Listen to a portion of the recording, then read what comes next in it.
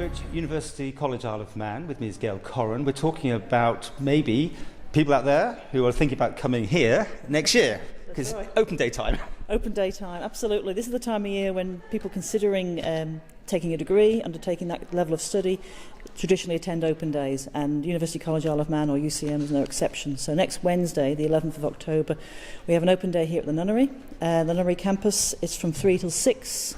People can come along and find out about the courses we offer, but in addition to that, we also invite some of the island's major employers, because we think it's important right from day one that people start to think about, yes, I'm going to undertake my degree, yes, I'm going to improve my qualifications and my employability by doing that, but also what do companies really want? You know, we hear a lot of discussion around, are people work ready? You know, they might have a qualification, but can we employ them, and will they be imaginative, creative, innovative, enterprising, all those sorts of qualities. So we combine the open day with an opportunity to talk to some of the island's major employers. We have careers advice here. We have programs like the STEP graduate summer placement program. So people can get the whole picture about undertaking higher education. It's more than just where do I go, what do I study, but what's the bigger picture? Where am I planning to go afterwards, and who do I need to network with, etc. I mean, getting students in here, it's that thing about, I mean, we talk about this all the time, do I go overseas, do I go and have this big thing, this crazy life of a student somewhere, or do I stay in the Isle of Man? It's still something you have to deal with, I guess, to convince people, maybe? Is that too strong a word? Or? Yeah, and I think it's also about the changing nature. I mean, when I went to university hundreds of years ago, you know, there was no option to study for my degree on Ireland, and also people generally got off the island less in the mid-80s. You know, our students today are quite world savvy. They've travelled a lot. They're leaving the island is easier. They've had adventures off island. So you don't need to go to university to get off the island, I guess, is perhaps an overly simplistic view. But also it's a more competitive market. Back again when I was at university, and many of my contemporaries, 5% of school leavers went to university, got a degree. 50% now. That much? Wow. So if you're going to think of starting a career, if you're going to want to do something, for example, vocationally specifically with your degree, you need to think about what's going to give me the advantage.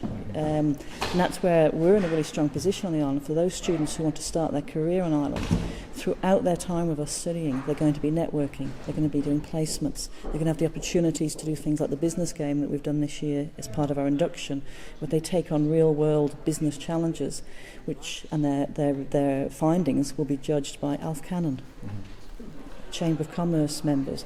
So all those opportunities which we can provide them. So that's the edge that we think we give our students. And many people, no doubt, come through your doors not knowing what they actually want to do. I mean, that happens, right? But this sounds interesting because you've got the business people coming in, so people actually get some ideas there and then, can they? That's a really good point. I mean, I was one of those people when I undertook higher education, I didn't know what I wanted to do. And that's not uncommon. And part of the education process is to help you focus your ideas and where your passion lies and where your vocational focus lies. So you're absolutely right. During their time studying, the access we have to leading business organisations and leading business people helps focus students' mind, I think, very effectively. So people come along, it's an open day, try before you buy sort of thing, but they're not committed. I mean, you're just having a look around. No, it's, as I say, it's 3 till 6, it's an open door, lots of interesting people to talk to, very specific details about the course you might be interested in, what's involved, specific information about costs and fees, specific information around careers guidance, and as I say, those leading employers. And because it works for me, we've also got free pizza. I'll be there. You touched on something that's quite important, actually, fees, because obviously there's been this whole thing about the change in direction. Are you the same as if you go across to a university in the UK? No, at the moment, the student award regulations are amended and reviewed every year. And at the moment, if you are an eligible student to be supported through the Student Award Programme, you do not need to make the tuition fee contribution, which is £2,500 a year, that you would have to make if you were studying in a UK university. Right. But you have to be an eligible student in the first place, according to the Student Award regulations. But after that, you're not required to make the tuition fee contribution. Okay. Any aspirations still to have foreign students coming here one day? I mean, making this sort of thing. The plans were originally that way, but it's changed a bit. Do you think is there a possibility yet? What we're focusing on at the moment is building a really strong product, and I think we're doing that. You know, our results are outstanding. The students are doing well. And that's in part because our classes are smaller, and I think we are inspiring them through some of the things we've mentioned earlier, engaging with the business community. And our students are getting the jobs that they want. You know, I was speaking to some of our graduates from last year who have graduated in events management marketing. They are all working in that sector. So our employability and relevant employment is very good. So our focus at the moment is to build a strong product. What we then do with it in the future, we'll see. Excellent. Website details, what do they do?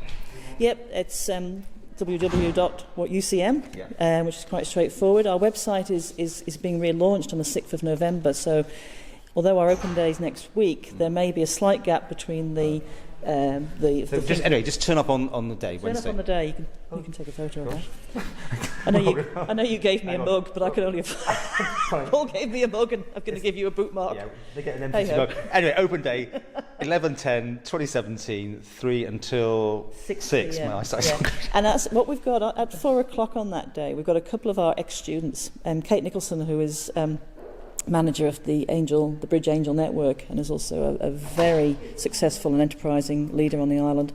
And Tom Gandy, who's one of our ex-students, who's now a professional golfer.